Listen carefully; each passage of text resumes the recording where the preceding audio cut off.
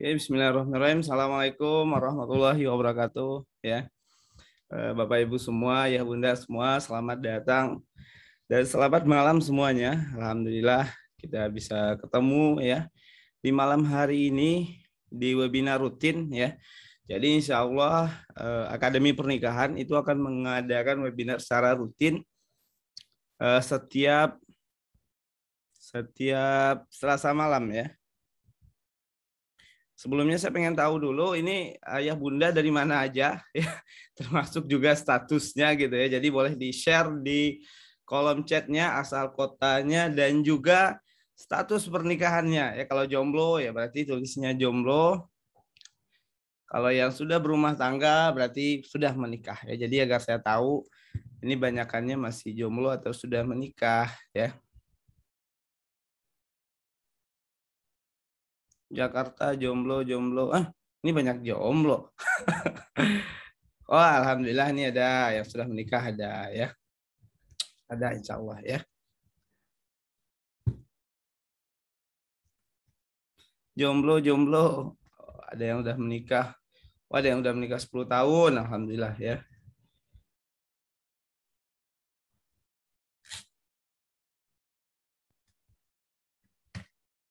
Singgalilah kan baru. Ada yang mau menikah November nanti. Oke, semoga semoga Allah mudahkan ya.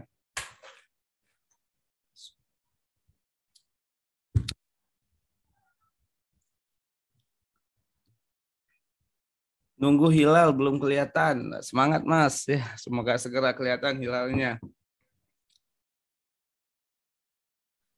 Tangerang jomblo. Wah, ini lama-lama makin rame pesertanya ya. Ini kita pakai Zoom webinar ya teman-teman. Jadi karena webinarnya rame gitu ya. Biasanya sih kalau apa namanya? Kalau webinar yang nggak ada syaratnya ya, gratis gitu, itu rame. Makanya saya pakai Zoom webinar. Bukan pakai apa? Pakai Zoom meeting ya. Jadi yang kelihatan cuman narasumber aja. Dalam hal ini cuman saya doang yang kelihatan. Jadi teman-teman semua nggak perlu khawatir karena nggak kelihatan kok ya. Wajahnya nggak kelihatan, suaranya juga nggak akan terdengar. Jomblo, jomblo, udah menikah 42 tahun. Masya Allah ya. 8 bulan, 18 tahun.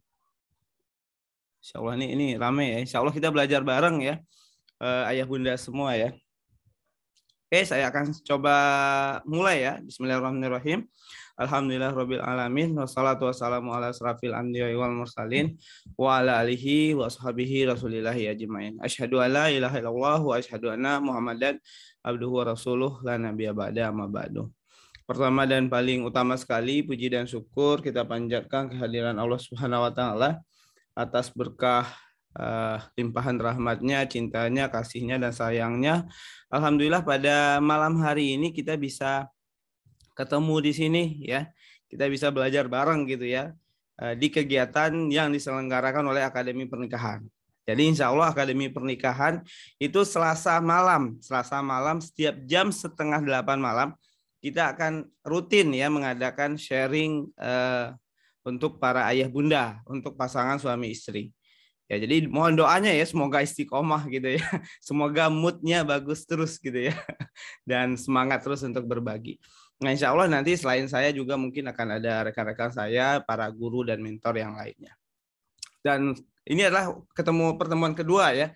Pekan lalu kita ngebahas tentang apa ya, pekan lalu lupa saya. Pekan lalu kita bahas tentang luka pengasuhan atau memulihkan luka pengasuhan. Nah, di sekarang kita akan membahas tentang bagaimana sih seni mengingatkan pasangan agar nggak bikin pasangan sakit hati gitu ya. Nah, gimana caranya? Insya Allah pada kesempatan kali ini kita akan belajar bareng dan diskusi. Ya, jadi insya Allah kita nggak lama-lama ya. Takut kemalaman kan mau istirahat atau tidur gitu ya. Mungkin tadi udah capek ya lomba gitu ya. Lomba makan kerupuk gitu ya. Nah, insya Allah sampai jam setengah 9 atau mungkin jam 9 kurang 15 kita udah selesai ya. Saya akan share ya slide-nya. Mana nih slide-nya?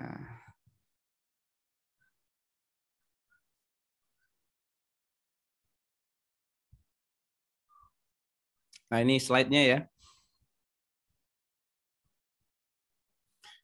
Temanya adalah seni mengingatkan pasangan tanpa bikin sakit hati ya, tanpa bikin pasangan sakit hati lah gitu ya.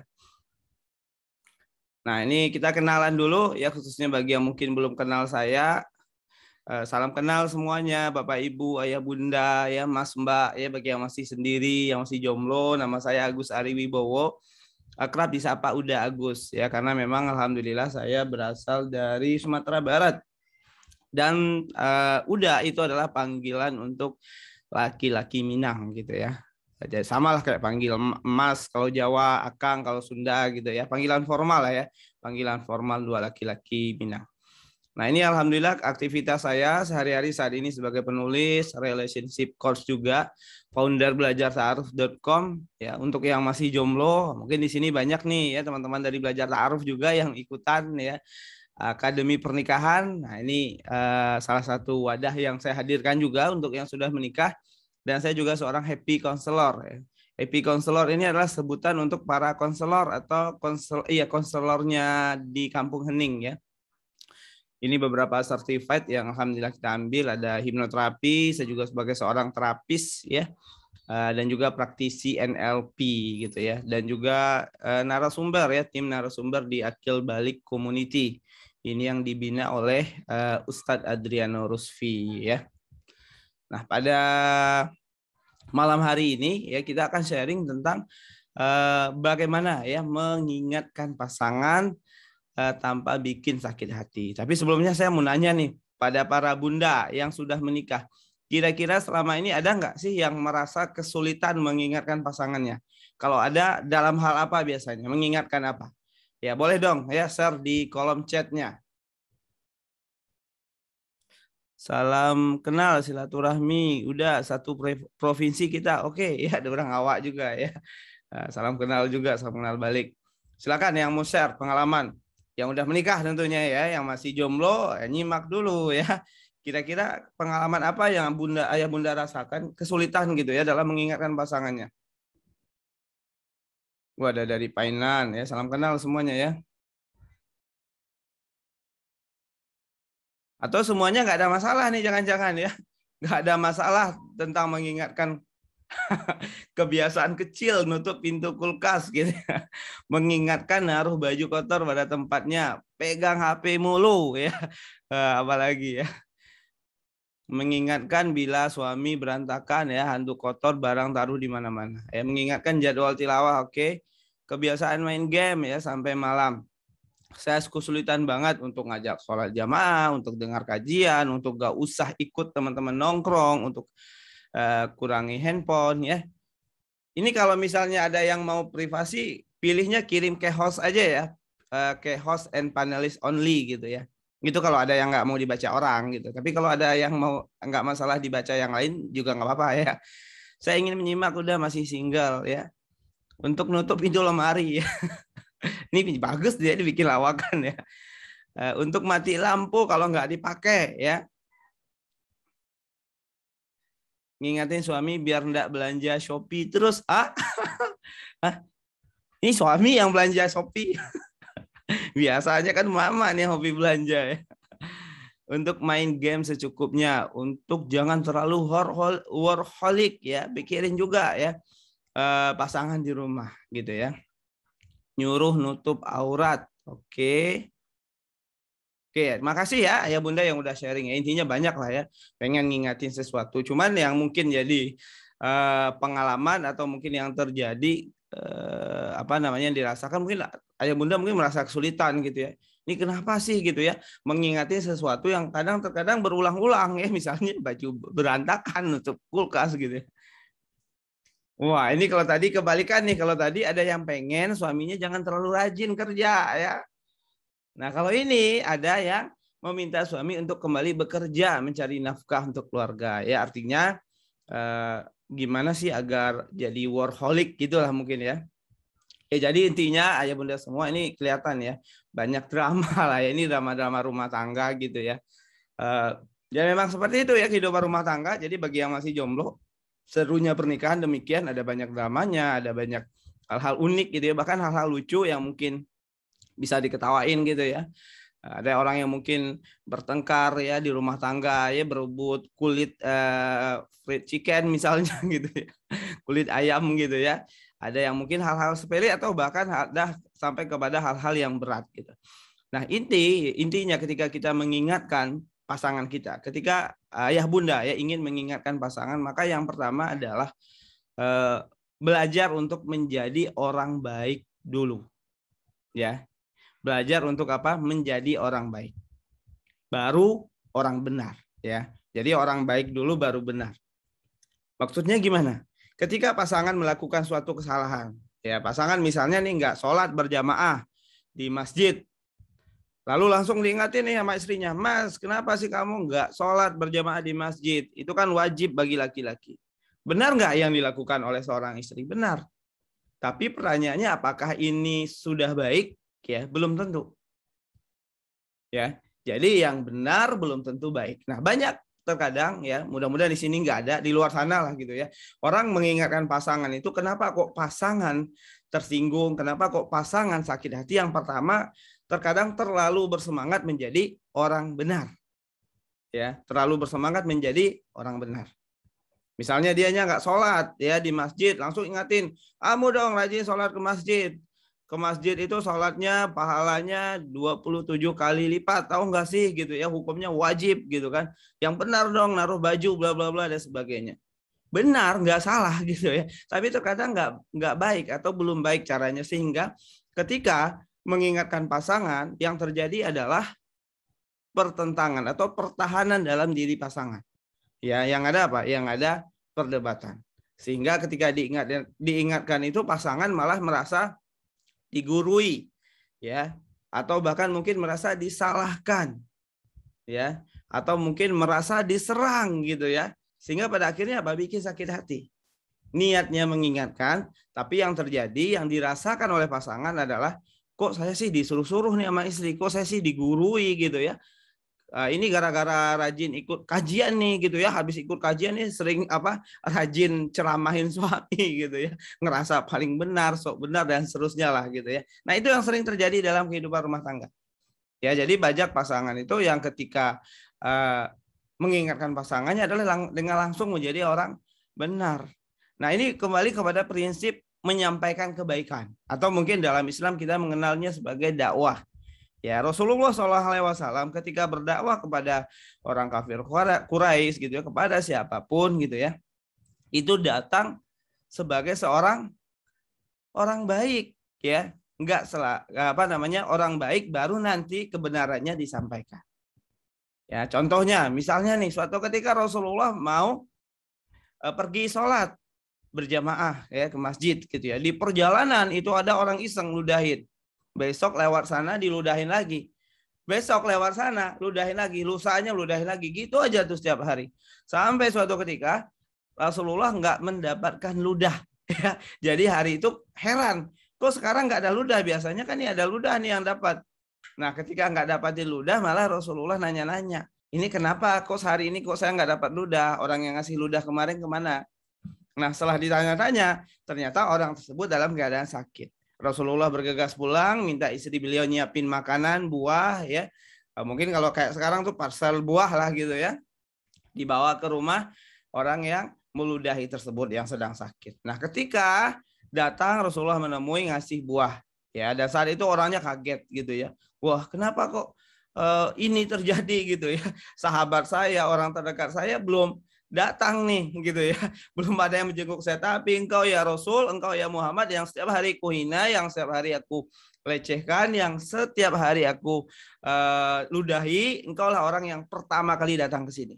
Maka saksikanlah wahai Rasulullah bahwa hari ini aku masuk Islam. Asyhadu alla ilaha illallah wa asyhadu anna Muhammadar Rasulullah. Ya, closing ya, masuk Islam itu satu orang. Ya, baiknya dulu dikedepankan, baru pada akhirnya kebenaran akan tersampaikan dengan sendirinya. Nah, kepada pasangan ya idealnya juga begitu. Bagaimana kita jadi orang baiknya dulu. Ya, baru nanti kebenaran itu akan tersampaikan dengan baik ya. Karena kadang ya ketika kita bersemangat untuk jadi orang benar, yang keluar biasanya dalil, yang keluar biasanya adalah kalimat-kalimat menyalahkan gitu ya. Kamu harusnya kan begini, kamu harusnya kan begitu. Kenapa kamu melakukan ini? Kenapa kamu melakukan itu? Dan serentetan kalimat seterusnya gitu ya. Suami nggak nutup kulkas gitu. Ih, kenapa sih Mas? Ya, malu tuh sama anak umur 5 tahun kalau buka kulkas tutup. Kamu kenapa sih kok nggak nutup kulkas, bla bla gitu ya. Baju suami berantakan gitu misalnya, langsung dijudge, dihakimi. Itu yang mungkin menjadi penyebab ya pasangan tersakiti, atau mungkin pasangan tersinggung ya, atau bahkan mungkin jadi malas untuk berubah ya, sehingga terkadang mungkin pasangan ngerasa ini orang sok-sok menggurui saya gitu ya. Setiap orang rata-rata ya, entah itu suami atau istri, memang nggak suka untuk digurui, ya, diajarin ya, atau dinasihati. Kadang nggak suka gitu ya, tapi lebih suka untuk diinspirasi gitu ya. Nah, di sini saya akan bagikan ke ayah bunda semua beberapa tips gimana sih caranya kita jadi orang baik dulu ya, bagaimana menyentuh hatinya dulu ya, sehingga kalau hatinya udah kesentuh ya, insya Allah dia akan nurut, insya Allah dia akan terpengaruh ya, insya Allah dia akan terinspirasi gitu ya. Nah, ini ada tiga rumus ya, mengingatkan pasangan tanpa bikin sakit hati.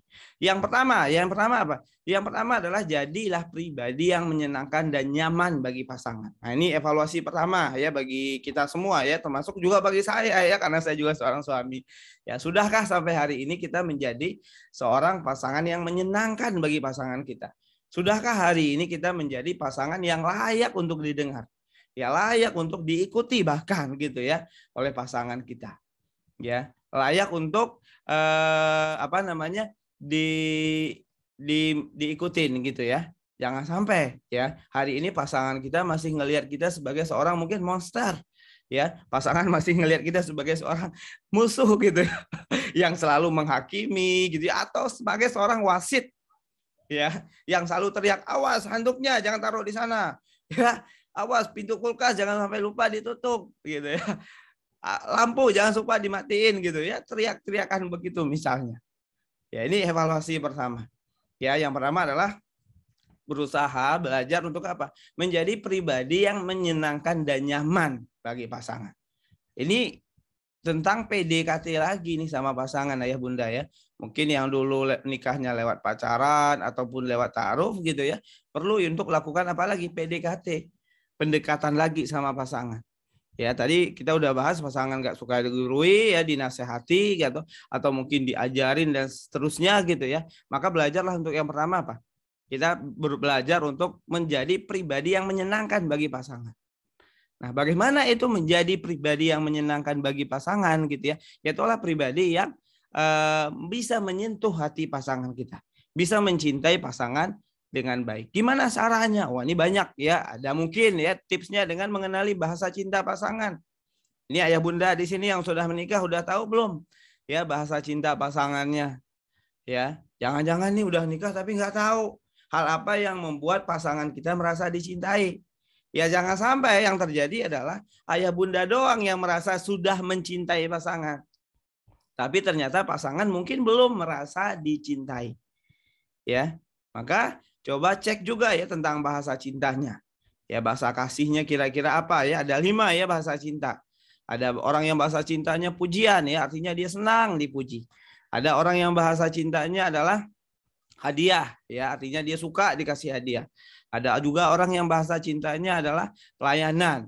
Ada yang waktu berharga, artinya dia suka ditemanin berdua-duaan gitu ya. Dan ada juga yang sentuhan. Nah, coba dikenali bahasa cintanya. Ya.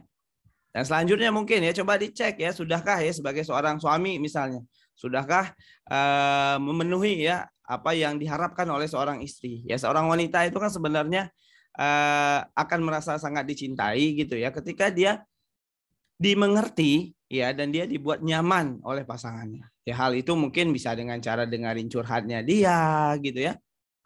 Bisa dengan kasih uang belanja gitu ya.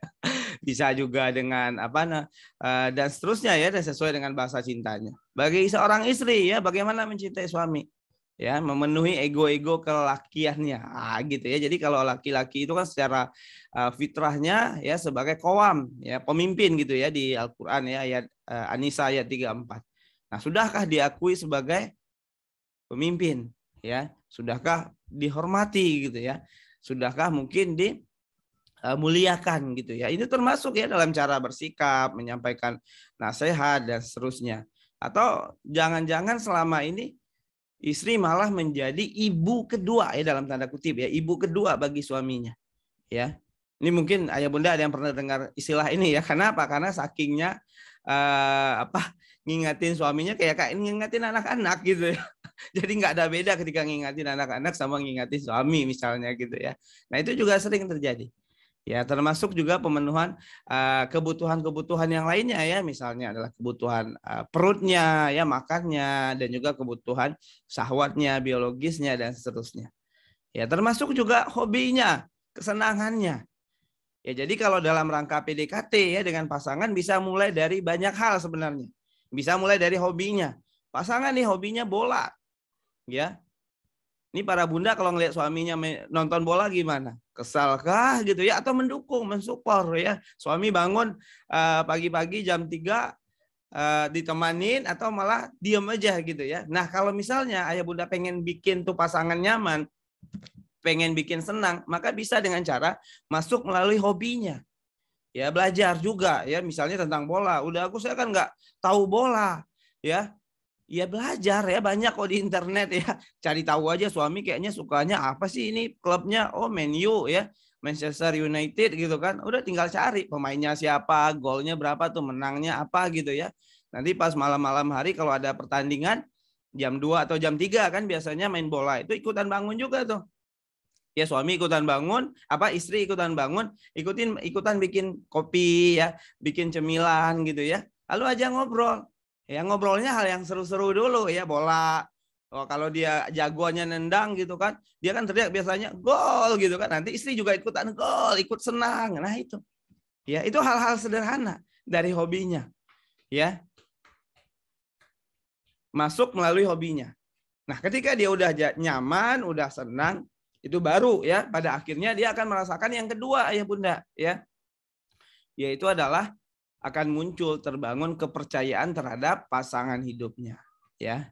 Jadi nyaman dulu, percaya dulu, baru pada akhirnya dia baru ngikutin, baru sampaikan nih perubahan apa yang diharapkan. Ya, apa yang kita inginkan, apa yang kita harapkan, apa yang kita minta dari pasangan. Terkadang ya, ini saya kasih tahu nih kabar baiknya ya. Kabar baiknya adalah ketika ayah bunda sudah melakukan ini dan di sini berhasil, terkadang nih untuk tahap yang ketiga ini ayah bunda nggak perlu untuk menyampaikan apa yang diinginkan. Terkadang pasangan aja yang nanya, kamu pengennya aku gimana? Kamu punya masukan nggak untukku? Silakan kasih masukan. Nah, itu yang namanya sudah satu jiwa ya, sefrekuensi. Chemistry-nya udah dapat ya, udah ada rumus kimianya gitu ya, udah saling mencintai dengan oke lah gitu ya, sehingga ketika di tahap 3 itu apa yang ingin disampaikan ya, pasangan tinggal tinggal minta aja ya, nggak perlu lagi sibuk-sibuk kamu harus begini begitu, nggak perlu lagi ya. Atau bahkan ketika diingatkan secara langsung dia nggak akan sakit hati, dia nggak akan kesal ya, bahkan ngingatin kayak udah sama teman, sama sahabat gitu kan, nggak masalah sama dia. Nah, kenapa? Karena udah terbangun chemistry-nya gitu ya. Kalau dalam ilmu percintaan kan ada itu ya istilahnya chemistry. Ya, jadi yang poin 1 ya dan poin 2 ini adalah usaha untuk membangun satu frekuensi ya, atau mungkin satu jiwa ya, satu cinta ya, atau mungkin istilah lainnya chemistry. Nah, ketika chemistry-nya ini udah kebangun, ya udah klop gitu ya. Kayak kunci itu dia udah ketemu yang cocoknya gitu ya. Nah, baru pada akhirnya poin ketiga, ketika mau menyampaikan perubahan, ya ketika ingin mengingatkan, itu jauh relatif lebih mudah. Kadang pasangan ya yang minta dinasehatin, kasih dong aku nasihatmu hari ini apa yang perlu aku perbaiki gitu ya. Misalnya sebelum tidur gitu ya, ngobrol berdua, pasangan nanya seperti itu. Ya, kita mungkin juga nanya sama pasangan misalnya, hal itu akan terjadi dengan mudah ketika poin 1 dan poin 2-nya sudah berjalan dengan baik ya. Nah, kenapa kok pasangan masih ada yang merasakan sakit hati, kesal ketika diingatkan? Bisa jadi itu masih kayak orang asing, Bunda ya. Ayah Bunda ya, masih kayak orang asing. Jadi belum kebangun rumus kimia cintanya. Asik ya bahasa saya ya. Rumus kimia cinta atau chemistry-nya. Ya belum terbentuk gitu ya. Maka perlu ya untuk membentuk itu dulu. Nah, hal ini ya nomor 1 dan nomor 2-nya.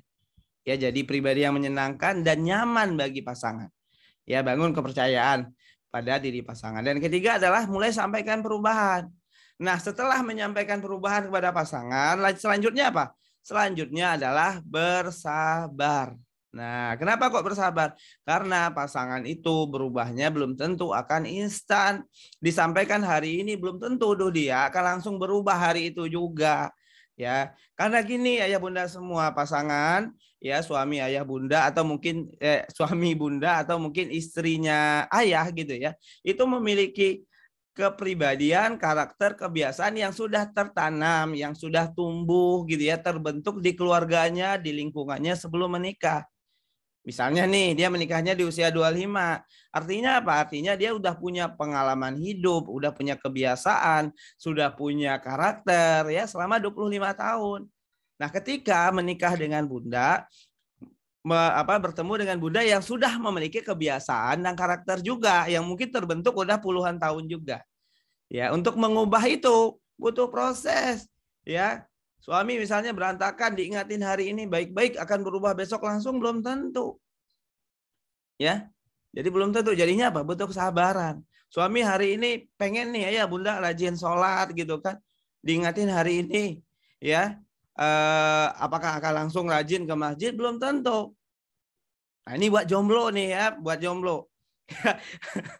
Buat jomblo adalah sebelum menikah ya, tetapkan kriteria jodoh dan hati-hati sebelum memilih gitu ya. Pilih yang memang sudah oke lah gitu ya. Itu buat yang jomblo. Tapi kalau yang sudah menikah ya bersabar. Karena mengubah itu nggak instan. Tapi ketika ininya udah kebentuk ya, yang 1 dan 2-nya udah oke, insya Allah ini akan berjalan dengan baik nih prosesnya. Tapi ujiannya bagi ayah bunda adalah bersabar untuk menemani perubahan pasangan. Misalnya saya kasih contoh ya, seorang suami tadi ada yang ngasih contoh berantakan ya, bajunya berantakan ya, naruh sepatu, handuk, wah berantakan. Sementara bunda mungkin orangnya rapi banget gitu. Nah sekarang coba renungi, kira-kira kenapa hal itu terjadi? Ya, hal itu terjadi karena ayah dan bunda itu berasal dari 2 keluarga yang berbeda. Bisa jadi suami bunda yang berantakan itu, ya yang naruh handuk sembarangan, naruh bajunya sembarangan, kalau pulang kerja, pulang dari kantor, naruh kaos kakinya entah di mana gitu ya. Bisa jadi memang dia udah terbiasa dari kecil demikian. Ya, di keluarganya dia udah tumbuh terbiasa seperti itu. Jadi berantakan bagi dia adalah hal yang lumrah, hal yang wajar. Nah, mungkin berbeda dengan bunda, dengan istrinya. Istrinya mungkin berasal tumbuh dari keluarga yang serba rapi. Ya, harus tertata dengan baik gitu kan. Kalau sepatu ada tempat khususnya, kaos kaki ada tempat khususnya, handuk ada tempat khususnya. Ya. Nah, pengalaman hidupnya beda. Ya, pengalaman hidupnya beda. Nah, setelah menikah bertemulah orang yang punya 2 pengalaman hidup. Artinya apa? Artinya akan beda juga kebiasaan dan karakter yang muncul. Maka di fase ini apa yang perlu dilakukan? Disepakati dulu sama dia, sama pasangan. Ya, karena bagi pasangan, bagi suami belum tentu itu jadi masalah. Ya, yang jadi masalah kan mungkin bagi istrinya. Wah, berantakan itu kan versi istri. Versi suami berantakan enggak? Belum tentu. Kalau dia dari kecil udah kayak gitu ngelihatnya, udah biasa, enggak masalah kok. Ya. Makanya perlu dibuat kesepakatan dulu. Ya, mungkin bagi Mas mungkin ini enggak masalah gitu ya. Karena mungkin dari kecil udah kebiasa atau gimana. Atau mungkin digali dulu. Ya, gimana dulu waktu kecilnya, waktu di keluarga dan seterusnya. Nanti kalau udah ketemu, baru mungkin dibuat kesepakatan. Mas kira-kira mau nggak kalau misalnya kita buat semacam kesepakatan? Ya misalnya nih, mulai besok, Mas belajar gitu ya, berusaha untuk naruh sesuatu untuk rapi gitu kan. Untuk naruh handuk di tempatnya, naruh baju di tempatnya gitu. Tapi kalau misalnya Mas lupa, ya karena Mas masih belajar kan ini gitu ya. Saya mohon izin ingatkan ya. Jadi saya ingatkan kalau misalnya lupa atau mungkin saya bantu dulu. Nah, jadi ditata tuh pasangannya pelan-pelan lagi. Sama kayak ngajarin anak kecil yang belajar jalan. Ya, perlu kesabaran. Nah, ketika muncul kebaikan yang dia lakukan, maka kasih apa? Kasih apresiasi, ya. Nah, ini penting ya ketika kita ingin nih pasangan berubah. Jangan cuma hanya fokus pada kesalahannya saja, tapi juga kasih apresiasinya. Ya, hari itu misalnya dia berhasil menaruh kaus kaki di tempatnya. Ya, langsung kasih apresiasi, ya, kasih senang, wah tepuk tangan gitu ya. Itu mah anak-anak gitu. Atau mungkin dekatin, peluk, ya, sampaikan ke dia, Mas, aku sangat senang loh kamu udah naruh kaus kakinya di sana. Terima kasih ya gitu. Kamu mau dimasakin apa nih hari ini gitu misalnya ya. Itu bisa dilakukan, kasih apresiasi. Ya. Setiap ada perubahan kecil, kasih apresiasi. Begitu juga ya tadi yang pengen suaminya rajin sholat ke masjid, kasih dulu apresiasi yang sudah sholat 5 waktu di rumah. Ya. Jangan yang diprotes, yang dikomplain, yang belum dilakukan. Yang sudah dilakukan dulu kasih apresiasi. Alhamdulillah Mas, aku bangga banget lu kamu udah sholat 5 waktu di rumah gitu ya. Sementara aku sering dengar gitu ya dari teman-teman di mana gitu, mereka kesusahan nyuruh suaminya buat sholat wajib aja susahnya minta ampun. Nah, aku sekarang bangga lo senang punya suami kayak kamu. Nah, itu bikin dia senang dulu tuh. Ya, bikin dia nyaman dulu. Dia udah sholat di rumahnya, diapresiasi dulu. Itu hal keren loh. Ya, hal yang bagus gitu kan. Kasih apresiasi, senangin dia, bahagiain dia. Nah, baru pelan-pelan dimasukin misalnya diajak ke masjid dan seterusnya. Jadi jangan lupa kasih apresiasi. Dan yang terakhir gitu ya, sebelum masuk sesi tanya jawab gitu, nanti setelah ini kita mungkin banyak yang akan mau diskusi, kita akan sharing dalam bentuk tanya jawab. Saya akan nyampein ke ayah bunda ya, yaitu adalah tentang filosofi bambu Cina. Ya, mungkin ayah bunda tahu ya bambu Cina. Nah, bambu Cina itu adalah pohon ya yang mana di tahun-tahun pertama pertumbuhannya itu nggak kelihatan. Ya, nggak kelihatan di tahun-tahun pertama pertumbuhannya. Tapi setelah 5 tahun dia akan menjulang tinggi dengan cepat. Ya, artinya apa? Dalam kehidupan, ya dalam kehidupan kita, perubahan kita menjadi lebih baik dalam proses kita belajar, itu terkadang seperti bambu Cina. Di awal-awal itu kelihatannya cuma sedikit sekali perubahannya. Ya, entah dalam perubahan diri bunda atau mungkin di dalam perubahan diri pasangan. Atau seperti nggak ada perubahan sama sekali. Ya, pasangan saya kok kayak gini terus gitu ya. Jangan menyerah dulu. Ya, kenapa? Karena dia sedang berproses ya, seperti bambu Cina untuk menajamkan akarnya ke bawah. Ya, mempanjangkan akarnya ke bawah agar menghujam ke bumi biar kuat, biar kokoh. Ibaratnya orang bangun gedung itu lagi bangun fondasinya di bawah. Ya, kalau ayah bunda pernah lihat orang yang bangun gedung bertingkat gitu ya, yang mungkin 100 lantai gitu misalnya, itu yang paling lama bikinnya apa? Bikin fondasinya, dilubangin ke dalam tanah, dibikin. Nggak kelihatan, ini kok gedungnya nggak jadi-jadi ini kan gitu ya. Kita ngelihatnya. Ada tulisan sedang pembangunan gedung gitu kan, tapi kok gedungnya nggak muncul-muncul? Ya karena lagi bangun fondasinya. Tapi ketika fondasinya udah oke, ya untuk bikin dia menjulang tinggi itu sebentar. Ya, begitu juga dengan perubahan dalam diri kita, dalam diri pasangan kita. Awalnya mungkin butuh perjuangan, butuh kesabaran, tapi suatu saat nanti ketika dia sudah sampai di titiknya yang tepat, dia akan menjulang dengan tinggi. Ya, dia akan berubah. Ya, dia akan sadar gitu ya, dia akan menjadi pribadi yang lebih baik. Ya, makanya perlu ketika pasangan dalam proses berubah barengi dengan bersabar dan apresiasi. Termasuk juga buat diri kita sendiri. Ya, diri kita juga sebagai orang yang mengingatkan pasangan juga mulai melakukan perubahan-perubahan.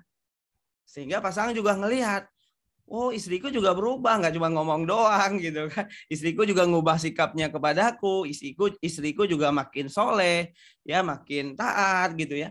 Pada akhirnya itu pasangan kan ngerasa nggak enak gitu. Kayaknya nggak enak kan kalau di rumah pada rajin sholat. Aku kayaknya mau sholat yang lebih rajin lagi gitu.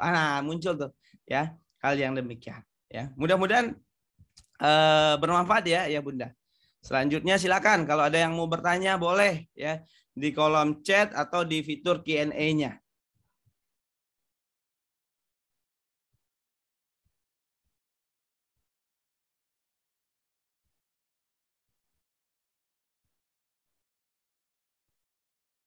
Susah banget ngingatin suami main gadget terus sama ingatin anak buat sholat dan belajar. Mulai aja Mbak dari diri Mbak misalnya di stop gadget. Ya, Mbak nggak pengen gitu ya suami main gadget, mulai aja dari diri Mbak, dari diri bundanya. Ya, misalnya kalau udah di kamar nggak pakai gadget, ya nggak pegang gadget lagi. Ya, atau mungkin dalam sehari kurangi, kalau lagi dekat suami kurangi gadgetnya. Kalau misalnya lagi bareng sama suami, itu suaminya pegang gadget, duduk aja dekat suami gitu, sambil dipijit kakinya, ya, sambil dielus gitu ya, sambil pakai pakaian yang menarik ya di hadapan suami mungkin ya. Nah, sehingga suami teralihkan oleh kehadiran Mbak, ya, oleh kehadiran Bunda. Ya, kenapa kok suami pegang gadget? Karena mungkin selama ini dalam pikiran suami gadget itu yang paling menarik. Nah, sekarang coba diubah. Bagaimana seorang istrinya belajar menjadi lebih menarik dibanding gadget gitu ya. Jadi saingannya gadget gitu. Nah, sampai pada akhirnya dia naruh gadgetnya dan akhirnya ngobrol gitu ya. Insya Allah bisa ya, mudah-mudahan bisa.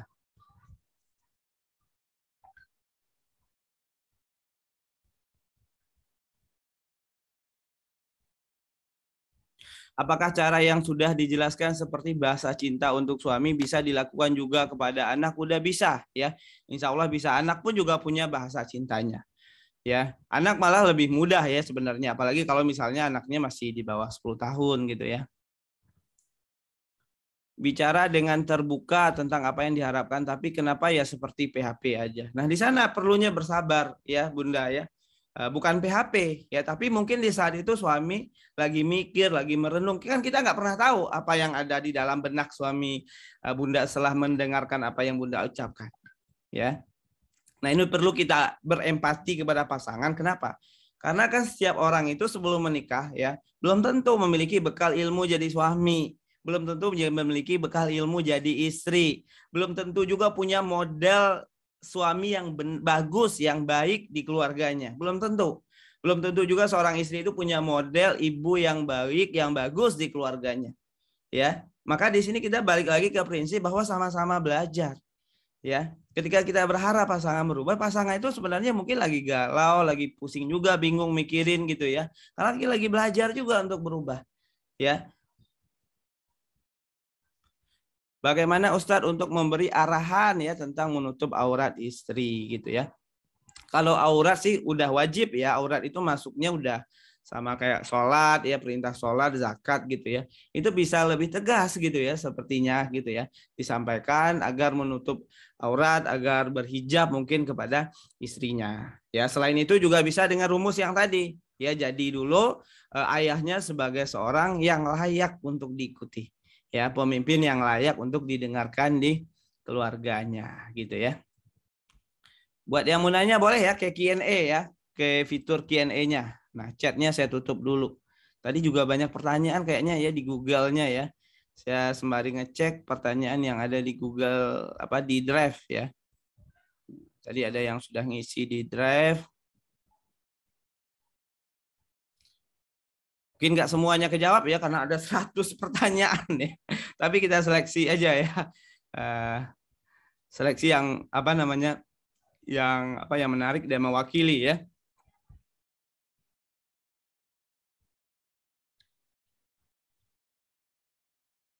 Caranya agar pasangan itu tidak bentak atau ngomong dengan nada keras, gimana caranya udah. Walaupun misal udah berusaha merubahnya dengan ikut kajian atau parenting pernikahan. Tapi masih aja ngomongnya dengan nada yang keras. Kira-kira dengan hal seperti itu cara ngatasinya gimana? Nah, pertanyaannya adalah kenapa kok seorang pasangan nada bicaranya keras, ngomongnya keras? Karena dia punya model, contoh ya, model ini sama dengan contoh ya, atau referensi. Nah, artinya dia udah dari kecil tuh ya ngelihat, perhatiin gitu ya, belajar gitu ya. Kalau ngomong itu keras, kalau ngomong itu seperti orang ngebentak misalnya. Nah, ini dulu dipahami. Nah, ketika Bunda memahami ini gitu, ini siapa ini? Ini Bunda apa ya? Kita anggap aja lah Bunda ya. Ketika Bunda memahami gitu misalnya pasangan ngomong keras itu karena udah bawaannya dari kecil, dari pengasuhannya, dari keluarganya, maka akan muncul tuh satu empati, ya, muncul empati dalam diri. Nah, kalau dia sudah jadi kebiasaan dalam dirinya, bisa nggak kira-kira diubah? Bisa. Tapi mengubahnya butuh perjuangan, butuh kesabaran, ya. Lagi-lagi balik lagi ke yang tadi, ya, sabar kasih apresiasi. Ya ikut kajian, ikut parenting pernikahan, terus dengerin habis itu apakah langsung berubah? Belum tentu. Ya sadar mungkin. Nah proses sadar itu, pasangan sadar itu kan udah sebenarnya udah ada yang kebangun tuh di kepalanya pasangan. Ya ikut kajian A, sadar ada kebangun misalnya fondasinya satu. Ikut kajian B, ikut webinar B, sadar kebangun fondasinya dua. Ya, insya Allah lama-lama pada akhirnya bisa berubah.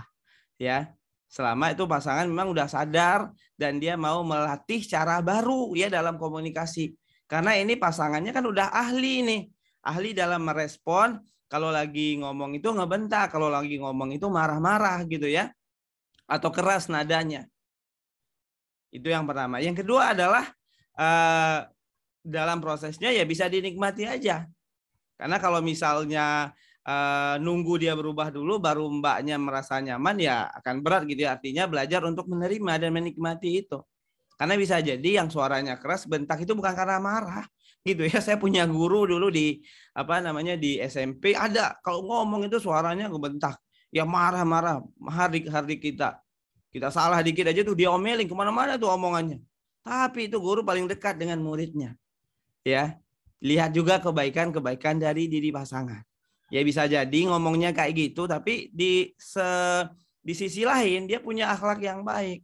Ya, pengalaman saya kayak gitu ya. Di guru SMP saya ada. Ya guru yang paling dekat dengan murid-murid itu, guru yang suka ngebentak itu, suaranya kasar itu. Bahkan sampai sekarang nih ya, masih mengumpulkan murid-muridnya buat masuk grup WhatsApp. Ya. Saya aja udah lulus SMP udah 15 tahun yang lalu mungkin gitu ya. Tapi itu guru masih komunikasi sama kita. Masih kadang suka imbokan ya. Di Facebook kadang suka ngelekin status murid-muridnya gitu ya. Itu guru yang suka membentak loh. Suka membentak ngomongnya kasar. Ya suka maki-maki gitu ya.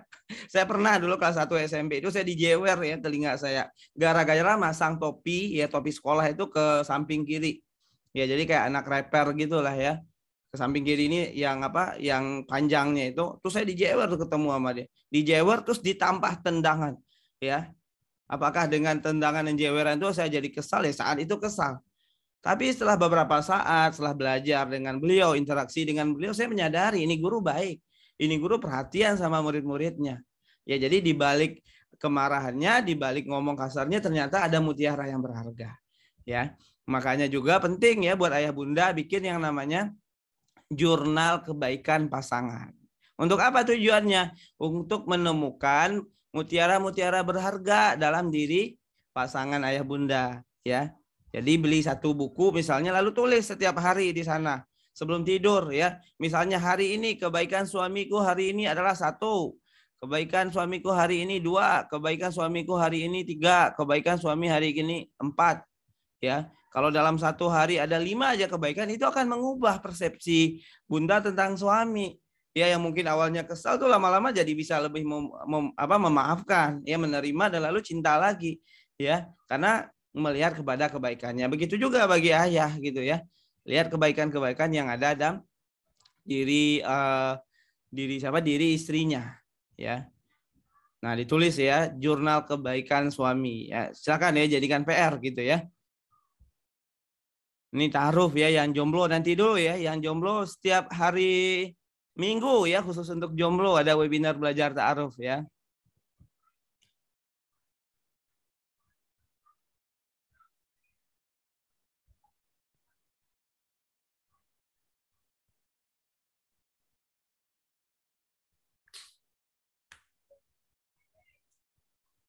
Bagaimana menyikapi pasangan yang selalu merasa benar tapi berakhir dengan saya yang benar dan pasangan tidak mau mengakui setidaknya atau mengapresiasi kebenaran saya sebagai pasangannya. Yang pertama ya, jangan mengharap untuk diakui dan diapresiasi. Ya, itu dulu. Ya ini kalau misalnya ini seorang istri kali yang nulis ya. Jadi kalau seorang istri kalau minta diakui, minta diapresiasi itu malah yang ada apa? Yang ada malah menggores ya atau menyinggung lah ya kawamah atau kepemimpinannya itu egonya laki-laki itu kesentil ya. Tuh kan apa saya bilang salah kan kamu nggak suka tuh ya laki-laki seperti itu ya. Nah kenapa kok ngerasa benar merasa benar ya karena mungkin karena ego juga tadi ya. Bahkan kalau dalam kajian-kajian parenting Islami yang saya ikuti gitu ya, ketika itu mengikuti perintah suami, ya, ambil keputusan misalnya. Nah, keputusan itu nggak tepat, keputusan itu salah gitu ya. Itu malah nggak masalah, nggak apa-apa. Insya Allah dapat pahala taat sama suaminya, ya. Khususnya untuk hal-hal yang tidak bertentangan dengan syariat, ya. Untuk hal-hal yang tidak bertentangan dengan syariat, misalnya nih, hari ini kita mau jalan kemana? Jalan lewat kanan atau kiri? Kiri macet loh, kalau kanan nggak macet. Kata suami, lewat kiri aja, nggak apa-apa kok. Kata istri, macet sana, macet gitu kan. Nah, ikutin aja tuh suaminya, nggak apa-apa. Nah, pas udah macet nanti jangan diomelin lagi suaminya. Tuh kan apa gue bilang tadi, benar kan? Nggak mau sih dengerin, jangan digituin. Tapi support suaminya, nggak apa-apa mas. Kita udah ketemu jalan ini kita udah pilih, udah saya akan support masnya untuk lewat jalan ini. Yuk kita bersabar bersama, gitu misalnya ya. Jadi ketika suami dalam rumah tangga itu kan apa namanya, suami kan memutuskan ya. Nah, dalam hal memutuskan, khususnya untuk hal-hal yang tidak bertentangan dengan syariat Islam, ya, misalnya nih mau lewat kemana dan seterusnya, kayak contoh yang saya kasih tadi, itu nggak masalah. Bundanya salah pun nggak masalah, ya, nggak masalah. Terus kalau misalnya bundanya benar, nggak dikasih apresiasi pun, nah belajar tuh menerima di hal itu, ya, ikhlas untuk hal itu dulu. Tapi disupport, tetap support pasangannya, suaminya, untuk tidak apa namanya, tidak kelihatan lah salahnya itu, ya. Tetap disupport dia gitu ya. Jangan dikulitin gitu ya. Tuh kan kamu salah, itu kan kayak dikulitin, dianya malah kesah. Ya, jadi disupport suaminya, didukung gitu ya. Nah, di suatu saat nanti dia akan merasa ya bahwa istrinya ini keren loh, istri saya ini, karena sebenarnya bisa jadi dalam kepalanya muji itu, dalam hatinya gitu ya. Cuma karena ada egonya dia nggak mau muji gitu ya. Jadi paling begitu ya ayah bunda. Bagaimana cara memberitahu pasangan saat dia terlalu fokus dengan handphone, sedangkan saya sedang disibukkan menemani 3 anak bermain. Setiap ditegur, suka agak tidak terima dengan alasan sedang bekerja. Ya, nah, ini sama ya, sama hal yang tadi yang kita bahas ya, dekatin dulu, bikin dia nyaman dulu, dan di momen-momen yang dia lagi nyaman gitu ya, saat dia sangat senang atau apa, bisa disampaikan ya alasannya, ajakannya ya untuk menemani anak bermain gitu ya. Saya akan cek yang di Q&A ya. Ini di Q&A udah banyak nih.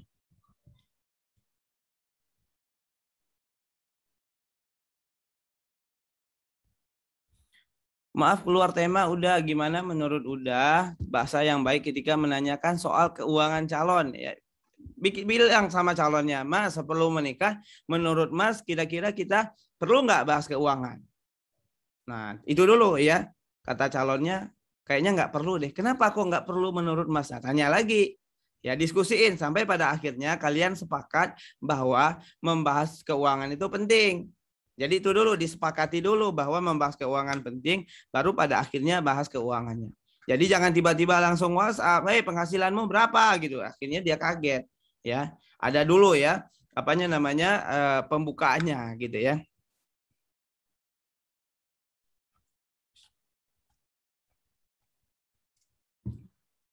Mengingatkan istri yang suka selfie gitu ya. Kalau selfie-nya misalnya suka apa, sampai di post gitu ya di sosmed, ya mungkin dekatin sama ya rumusnya yang tadi. Dekatin dulu buat nyaman dulu, dan pelan-pelan ya dididik gitu ya. Dibina ya, dinasihatin kalau misalnya selfie terus di post ke sosmed itu nggak bagus ya. Bilang ya masnya cemburu misalnya gitu ya.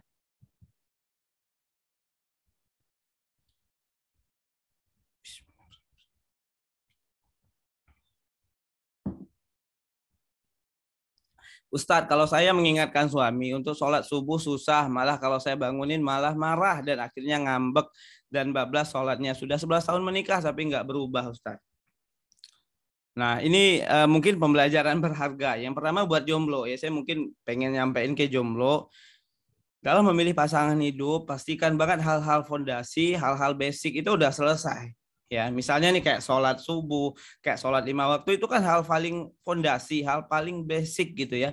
Atau mungkin buat laki-laki kayak nutup aurat gitu ya, menundukkan menutup aurat dengan baik, sholat, baca Quran. Nah, pastikan dulu di diri calonnya itu udah kelar dulu, udah selesai.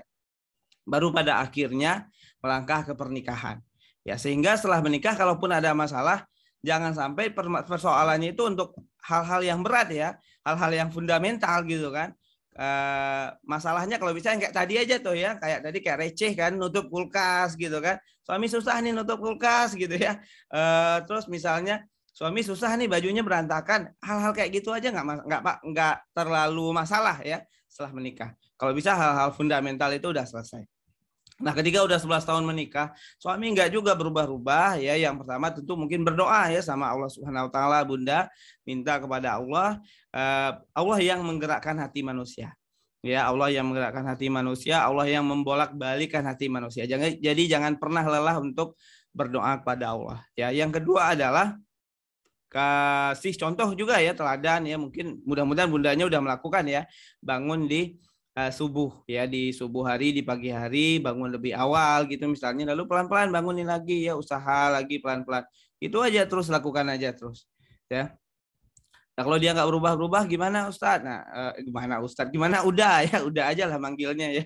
Gimana udah kalau suami nggak berubah juga? Nah, bisa juga minta tolong orang-orang yang mungkin dekat dengan suami dan sekiranya itu punya otoritas lebih.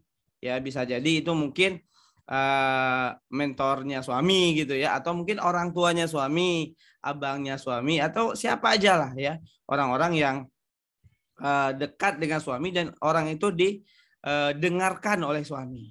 Ya, itu bisa dilakukan. Ya, mudah-mudahan ya kita doakan, mudah-mudahan suami Bunda bisa segera bisa sholat subuh lah gitu ya.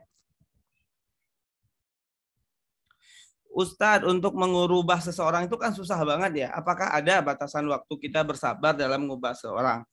Ya, waktu bersabarnya ada sampai orangnya berubah. Ya, itu ketika perilakunya tidak menzolimi Mbak sebagai seorang istrinya.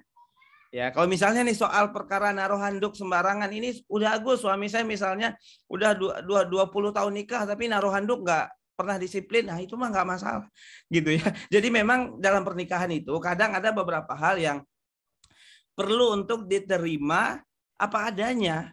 Ya, ada beberapa hal yang perlu diterima sambil dilakukan perubahan. Ya, ada hal-hal yang memang perlu diterima apa adanya, tapi juga ada hal-hal yang diterima dulu lalu belajar berubah pelan-pelan. Nah, kalau misalnya nih udah lama banget gak berubah-berubah gitu ya, nah itu bisa gitu ya, dengan cara apa? Dengan cara diterima aja gitu ya, diterima apa adanya. Misalnya nih, ini salah satu contoh menarik gitu ya. Ini malah dalam pernikahannya seorang pakar pernikahan dunia gitu ya, namanya John Gottman kalau saya nggak salah ya, saya lupa ya, ada bukunya soalnya. Namanya John Gottman. Jadi si John Gottman ini ya, dia punya kebiasaan itu kalau mau tidur baca buku, mau tidur baca buku, dan dia selalu lupa untuk mengembalikan buku di tempatnya. Ya, dia selalu lupa untuk mengembalikan buku di tempatnya. Jadi di kamarnya itu selalu numpuk tuh buku, kadang tinggi gitu, kadang setinggi semeter, 2 meter gitu ya. Nah itu selalu membuat istrinya marah, kesal gitu ya. Diingatin nggak berubah-berubah gitu aja terus. Sampai pada akhirnya apa? Akhirnya ya si istrinya memutuskan ya sudah, ya ini kita terima aja lah gitu ya. Jadi nggak musingin itu lagi. Ya jadi kalau misalnya dia mau beresin, istrinya beresin. Kalau misalnya nggak mau beresin gitu ya sudah, biarin aja begitu. Terkadang ada memang beberapa hal yang seperti itu diterima apa adanya. Tapi tentu bukan hal-hal yang fundamental ya, seperti ibadah ya, atau mungkin seperti karakter suka mukul ya, suka mukul atau suka kasarnya yang bahaya lah ya, mukul ya, KDRT. Itu saya rasa mungkin ketika nggak berubah-berubah ya bisa dilibatkan pihak ketiga ya, misalnya orang tua dan sebagainya. Jadi ngelihat kasus juga. Ya, jadi kasus seperti apa nih yang pasangan nggak berubah, gitu ya. Misalnya seperti salah seorang mentor saya ya, itu sama istri beliau itu ada perbedaan selera dalam makan, gitu ya. Itu istri beliau itu kalau masak itu sukanya asin, Sementara beliaunya nggak suka asin. Nah, itu kalau misalnya istrinya masak, ya itu sering berantem, sering konflik lah gitu ya. Karena asin terus gitu ya. Tapi kalau dimasak versi suaminya, malah nggak enak sama istrinya. Ya nggak kerasa gitu garamnya. Ya sampai pada akhirnya itu diterima apa adanya. Ya diterima dengan ikhlas apa adanya, lalu dicari solusinya. Solusinya misalnya adalah seorang istri itu kalau dia lagi masak dibikin tuh dua macam. Ada yang versi asin dan juga ada yang versi garamnya sedikit. Itu salah satu solusi. Jadi untuk beberapa hal yang mungkin memang nggak susah banget diubah gitu ya. Jadi udah 10 tahun nikah, tema yang diberantemin itu aja misalnya. Ya sudah gitu ya, ikhlasin aja gitu ya. Ikhlasin, terima, lalu cari solusinya. Kira-kira enaknya gimana nih untuk hal ini gitu. Nah itu untuk hal-hal yang tentunya tidak bertentangan dengan syariat ya. Saya bukan berarti kalau dia nggak sholat apakah kita harus nerima apa adanya, bukan. Kalau itu mah hal fundamental ya, harus terus diusahakan untuk berubah.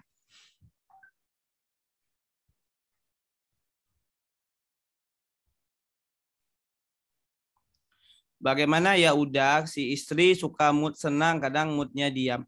Entah apa penyebabnya. Kadang di WA tidak balas. Cuma kalau di rumah jawab seadanya. Ya coba kalau apa namanya yang tadi ya Mas bisa praktekkan yang tadi, bikin senang, bikin nyaman gitu ya. Kenali bahasa cintanya dan seterusnya. Lalu di saat yang tepat itu kalau bisa ngobrol ya dari hati ke hati. Ya, banyak penyebab gitu ya, banyak variabel itu yang menyebabkan hal itu terjadi. Ya coba digali ke istrinya. Kira-kira kenapa kok demikian? Kira-kira kenapa kok seperti itu ya. Kalau udah ketemu penyebabnya insya Allah lebih mudah ya, lebih mudah untuk nyari solusinya gitu ya.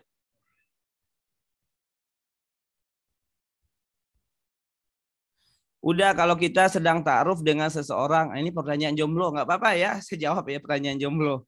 Udah kalau kita sedang ta'aruf dengan seseorang, lalu ada sebagian kecil kebiasaan-kebiasaan atau hobi yang dia utarakan itu bertolak belakang dengan kita.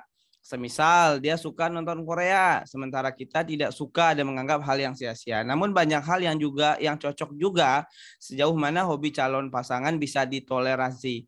Saya suka bingung mesti saklek, dikat atau bisa ditoleransi. Itu tergantung value hidupnya Mas atau Mbak gitu ya. Jadi bagi Mas atau Mbak, nonton Korea itu sesuatu hal yang bisa ditoleransi enggak? Ya, masuk value hidup enggak? Kalau di value hidup Mas, ini nggak tahu ya, mungkin Mas kali ya. Kalau di value hidup Mas kan tadi kayaknya mengatakan itu hal yang sia-sia gitu ya.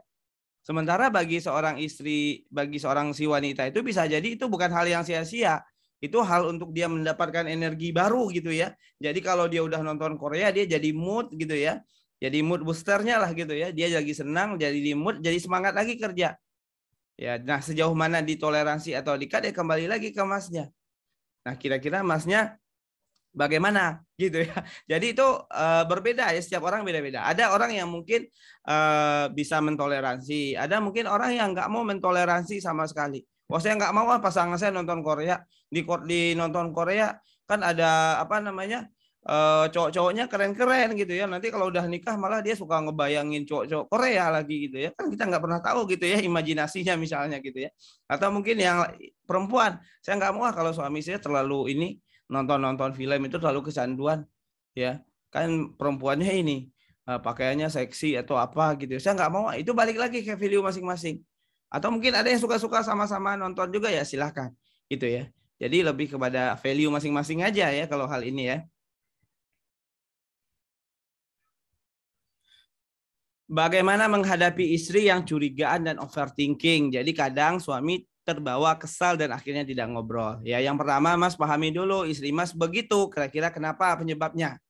Ya. Nah, seorang istri yang curigaan atau overthinking bisa jadi punya pengalaman di masa lalu gitu ya.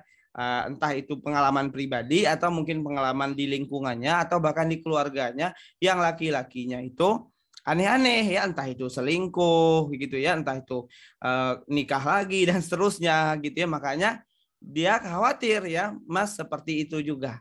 Nah, bagaimana cara menghadapi seorang istri yang overthinking dan curigaan tadi? Maka buat dia nyaman, bangun kepercayaan kepada dia. Ya, jadi jangan kesal. Kalau Masnya kesal malah dia tambah curigaan yang ada. Ya, Masnya kesal nggak mau ngobrol, akhirnya apa? Dia makin curigaan tuh, makin banyak tuh di pikirannya. Karena orang overthinking itu begitu. Ya, kita baru mikirin satu langkah ke depan. Di orang yang overthinking ya, dia udah mikirin mungkin 10 langkah ke depan.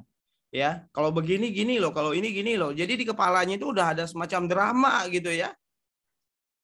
Ya itu yang yang perlu dihati-hatiin gitu ya. Jadi kalau misalnya malah dikesalin, dicuekin malah makin parah ya. Nggak, coba dekatin dia, buat dia nyaman dan kasih tahu ke dia baik-baik pelan-pelan. Ya, atau gali juga, kenapa kok kamu gini? Apa kamu ada pengalaman di masa lalu atau seperti apa gitu ya. Jadi mungkin bisa begitu. Saya akan cek lagi pertanyaan di Drive ya. Ini mungkin mohon maaf saya ya, Ayah Bunda ya, kalau misalnya pertanyaannya tidak terjawab semua ya.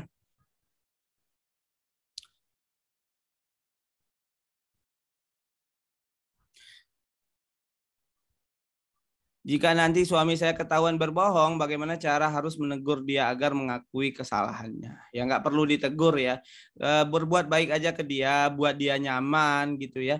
Dan ketika dia udah nyaman dengan Mbak, udah senang, udah dibikin senang oleh Mbak gitu ya, dan dia akhirnya akan merasa nggak enak kok. Ya dia akan ngerasa nggak enak, dia akan mikir nih dalam dalam hatinya, kayaknya gue jahat banget ya bohongin istri gue yang baik gitu kan. Nah, pada akhirnya apa? Dia akan ngaku sendiri. Dia akan jujur sendiri. Ya. Jadi ketika seorang istri ini tahu ya suaminya sebenarnya lagi bohong nih. Jadi nggak perlu juga diungkit-ungkit, dikulik-kulik ya. Lu bohong ya, lu bohong ya, nggak perlu. Biarin aja, suatu saat nanti dia akan jujur juga kok gitu ya. Ya, dia akan jujur, dia akan paham gitu ya. Nah, ini yang dilakukan oleh nenek saya gitu. Ini saya belajar ilmu ini salah satunya dari nenek saya gitu. Ya, nenek saya itu dalam rumah tangga gitu sama kakek saya dulu juga begitu. Ya, jadi nasihat beliau ke anak-anak yang lain nggak apa-apa. Ya, biarin aja lah gitu ya. Kalau ada bohong atau apa, selama itu tidak tidak merugikan gitu ya, tidak bertentangan dengan syariat Islam misalnya ya. Bohong itu kan bertentangan ya, tapi bohong-bohong maksudnya itu mungkin misalnya dia beli apa gitu ya, terus dia nggak ngasih tahu misalnya gitu, itu mah nggak masalah. Ya, kecuali kalau bohongnya udah sampai selingkuh ya, sampai zina, itu mungkin udah bahaya gitu ya. Bagaimana mengingatkan istri yang masih dalam proses pembelajaran untuk berhijab dan memperdalam akhlak ya, dampingi dengan penuh kesabaran ya Mas, diingatkan baik-baik dan juga dengan penuh ketegasan gitu ya, karena berhijab menutup aurat itu hukumnya baik ya. Gimana caranya biar klik sama pasangan ketika di luar, padahal aslinya di rumah kompak ya, sayang dan pengertian, tapi pas di luar kayak musuhan gitu ya. Nah, ini malah menurut saya sih lebih mending ya, lebih mending dibandingkan di rumahnya berantem ya, di rumahnya nggak kompak tapi pas di luar itu jago pencitraan ya, kelihatannya kompak banget, kelihatannya romantis banget gitu ya, ya kayak kayak apalah, seleb gitu lah ya, artis gitu ya kan. Kalau di Instagram tuh kayak relationship goal gitu ya, tapi mah aslinya beberapa saat setelah itu wah kok dia cerai gitu kan, kan dia selalu kemana-mana kelihatan romantis gitu ya. Itu lebih mending sebenarnya. Nah, ini sama ya, digali ya, dicari tahu kok pasangan nggak mau kelihatan klik di luar gitu ya, kelihatan romantis di luar. Coba aja digali, diobrolin baik-baik. Nah, apalagi kan di rumah kompak nih, sayang dan pengertian, nah digobrolin tuh di rumah pada saat pengertian dan lagi kompak ini.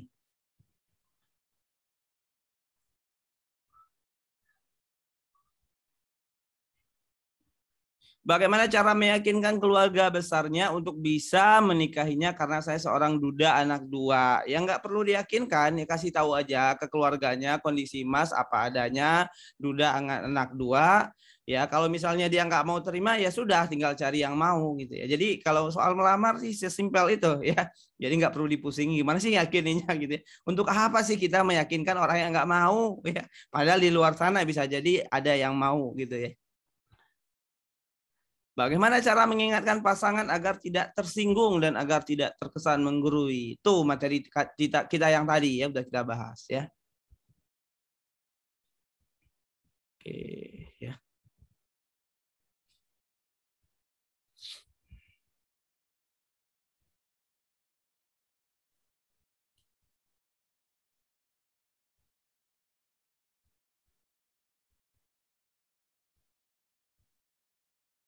Oke, sebelum ditutup nih saya mau izin ya, mau mengasih pengumuman. Nah, ini pengumuman menarik ya untuk Ayah Bunda ya, bahwa saya punya program ya.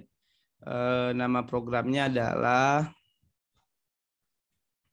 membership Parsutri Talk Premium ya. Jadi ini adalah membership di mana Ayah Bunda nanti masuk ke grup WhatsApp gitu ya. Dan grup WhatsApp, grup Telegram ya. Sorry grup Telegram. Di sana ada video, ada audio dan bisa juga konseling ya. Konsultasi lagi secara pribadi tentunya insya Allah gitu ya. Pribadi ya tanyanya tapi jawabannya saya share di grup Telegramnya. Ya, apa sih yang akan didapatkan dari program ini? Yang pertama adalah menghadirkan kondisi hubungan Pak Sutri yang layaknya pengantin baru ya insya Allah. Komunikasi yang selaras ya, pelan-pelan menyembuhkan luka pengasuhan ya. Karena nanti di grup ini ada rekaman webinar ya, webinar tentang luka pengasuhan saya ya. Jadi bisa langsung dipelajari ya, dan banyak lah ya meningkatkan hubungan dengan kualitas keluarga dan seterusnya. Nah, untuk biaya pembelajarannya berapa? Ya, 147.000 aja. Ya. Jadi insya Allah sangat mudah banget. Ini untuk pembelajaran selama setahun ya, Ayah Bunda. Jadi sebulan itu kurang lebih nggak nyampe 10.000 lah ya. Nah, jadi mungkin kalau ada yang tertarik gitu ya, kalau ada yang tertarik bisa ikutan ya, bisa ikutan join gitu ya. Ini saya share linknya di chat ya. Nah, silakan ya bagi yang tertarik. Oke, mungkin masih ada nih ya buat 3 pertanyaan atau 2 pertanyaan lagi saya jawab ya. Maaf udah, bagaimana biar lega hati ini ketika dikritik pasangan karena diri merasa bahwa itu justru dicontohi sama pasangan, atau karena merasa bahwa apa yang sudah dilakukan selama ini sudah benar. Ya, yang pertama adalah ketika dikritik pasangan itu tandanya bahwa pasangan masih perhatian sama Mbak, ya, masih cinta, masih sayang sama Mbak. Kalau dia udah nggak perhatian, dia udah nggak peduli. Orang ngekritik itu artinya kan dia perhatian, artinya dia peduli. Artinya kan dia memperhatikan apa yang Mbak lakukan. Ya, itu yang pertama. Yaitu disyukuri dulu. Jadi ketika pasangan mengkritik, syukuri dulu bahwa ini adalah tanda, ini adalah bukti bahwa pasangan ini peduli sama saya nih. Pasangan ini perhatian sama saya. Kalau pasangan nggak perhatian, kalau pasangan pikirannya udah sama yang lain, nggak mungkin dia mau ngeritik istrinya. Nggak akan punya waktu dia untuk mengkritik istrinya. Itu dulu yang pertama, disyukuri. Yang kedua adalah ya, perbaiki secara cepat hal apa yang dia kritik itu. Ya, semaksimal mungkin. Akui salah. Ya, maaf saya salah. Saya segera perbaiki. Nah, ketika dikritik lalu lakuin lagi begitu, kritik lakukan lagi seperti itu, suatu saat itu suaminya akan sadar. Ya, suaminya akan sadar, akan berpikir, istri saya baik banget ternyata ya. Saya kritik ini langsung ngikut, saya kritik ini langsung ngikut. Pada akhirnya dia juga akan mengubah dirinya. Ya, itu kalau dalam bela diri gitu ya, kalau Ayah Bunda suka nonton film bela diri, ada namanya film Tai Chi. Ya, Tai Chi itu kita, dalam bela diri Tai Chi itu seolah-olah kita ngikutin maunya lawan ya. Ngikutin maunya lawan dulu, ngikutin terus sampai pada suatu saat baru kita kuasai lawan. Nah, begitu juga dalam kehidupan rumah tangga. Kadang kita kelihatan ngalah dulu, tapi sebenarnya kita sedang mempengaruhi pasangan. Ya, kita sedang mengarahkannya. Gitu ya. Jadi mungkin begitu ya. Ini banyak yang raise hand, mohon maaf ya. Karena tanya jawabnya hanya via chat gitu ya. Jadi tidak melalui raise hand. Satu pertanyaan terakhir. Udah, bagaimana dengan selingkuh? Apakah ini termasuk yang fundamental? Dan untuk yang belum menikah, bagaimana mengenali calon yang punya bakat untuk itu? Ya, kalau yang selingkuh, ya sebenarnya udah masuk hal yang fundamental ya, yang udah bertentangan dengan syariat ya. Karena kalau udah selingkuh kan itu udah dekat dengan zina gitu ya, dengan mendekati dengan zina. Kalau dalam Islam sendiri ya solusinya ketika masalah-masalah yang udah berat ini adalah misalnya minta pisah ranjang ya, pisah kamar dengan suami, atau mungkin minta pihak ketiga untuk membantu menyelesaikan. Ya. Misalnya ke orang tua ya, ke guru, ustadz di dekat di tempat Mbak atau sebagainya gitu ya. Nah, bagaimana mengenali calon yang bakat selingkuh ya? Yang pertama adalah dari agama ya, karena semuanya sebenarnya berasalnya akarnya dari agama. Jadi ketika agamanya bagus, akhlaknya baik, dia paham perannya sebagai seorang suami gitu ya, dia tahu kalau laki-laki itu mesti menundukkan pandangan gitu ya, insya Allah dia akan menjaga dirinya dari perbuatan-perbuatan yang buruk itu ya. Dan juga mungkin dari pengalamannya masa lalu, dia ini termasuk laki-laki yang apa? Yang terkesan playboy nggak sih gitu ya. Playboy itu kan apa? Suka pacaran sana sini dan seterusnya lah gitu ya. Bagaimana dia menundukkan pandangannya, menjaga interaksi dengan lawan jenis dan sebagainya gitu ya. Oke, udah hampir jam 9 ya Bunda semua ya. Mungkin kita cukupkan sampai di sini. Mudah-mudahan bermanfaat ilmunya. Dan sampai jumpa di Selasa depan. Ya, jadi insya Allah setiap Selasa kita akan rutin mengadakan kegiatan ini. Jadi ayah bunda bisa ajak sahabatnya, ajak temannya untuk ikut bareng-bareng ya di komunitas pembelajaran Akademi Pernikahan. Ya, jadi di Akademi Pernikahan itu ada banyak grup. Alhamdulillah saat ini kita udah 19 grup. Nah nanti di pekan depan itu kan ada flyer lagi. Ada form pendaftaran lagi, itu ayah bunda nggak perlu daftar lagi sebenarnya ya, jadi cukup tunggu link di grup aja ya, karena kalau daftar lagi khawatirnya masuk grup baru lagi akhirnya bisa ikut grup Akademi Pernikahan beberapa gitu ya, malah nggak bagus gitu ya, malah berat-beratin handphonenya, jadi cukup ikut satu grup saja. Jadi grup Akademi Pernikahan itu ada grup 1 sampai 19 ada nomornya, ayah bunda bisa pilih satu aja. Kalau ada yang mungkin udah terlanjur hadir di 2 atau 3 grup, tinggal pilih aja satu. Grup yang lainnya bisa live ya. Sekali lagi terima kasih banyak ya Bunda ya. Alhamdulillah semoga bermanfaat ilmunya. Mohon maaf ya atas segala kekurangan ya. Mudah-mudahan ini jadi jalan kebaikan untuk kita semua. Kita saling mendoakan semoga rumah tangga kita menjadi rumah tangga yang sakinah, mawaddah, warahmah. Ya, sampai ketemu Selasa depan. Wabillahi taufik wal hidayah. Assalamualaikum warahmatullahi wabarakatuh.